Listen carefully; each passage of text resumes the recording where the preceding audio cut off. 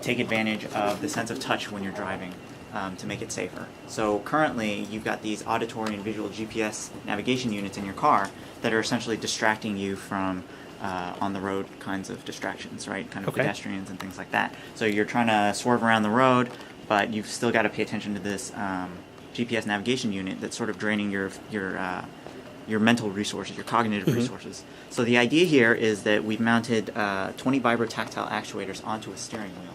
And it's just a rough prototype, but the idea is that you can create kind of navigational cues, sort of left turn or right turn cues, using the sense of touch. Okay. And by doing so, you can lower the level of cognitive effort required for a user to get from point A to point B.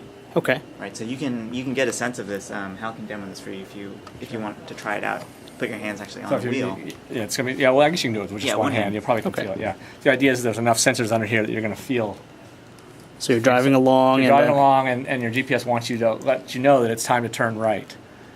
And so what it starts doing is, so all these are vibrating in sequence in a clockwise direction, so that with your hands, especially if you have two hands on, you can feel that motion, and that's of course that's the direction you'd be turning the wheel. So it becomes a very natural thing. You don't have to think about it. You don't have to take your eyes off the road. You don't have to be listening to the GPS. Okay. Anything along those lines. And one of the things you could also do would be, today GPS will say you need to turn right in 500 feet. You need to turn right in 200 feet, but it's not. People don't generally have a good sense of what 500 feet is or 200 feet. You can, let me just stop it, and then you can also do things like I'll just do a left turn. So an upcoming left turn, if you hold on, you have to hold it a little bit longer, but you can feel it's accelerating. Yep. Yeah, so it's like kind of, okay, it's coming, then you know exactly when you need to make the left-hand turn when it kind of reaches that pitch.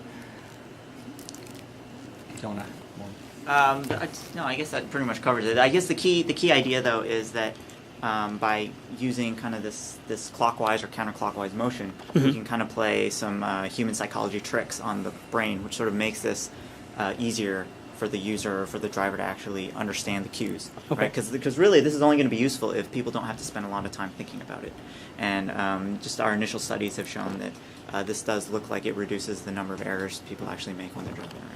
So, is it going to implement with other things aside from like directions, like let's say obstacles, like maybe like deer or something? Yeah, so that's actually something we're looking at right now with embedding the actuators, not just in the steering wheel, but in other parts of the car to convey things like blind side information. Yeah. Just to increase on-the-road awareness. Okay.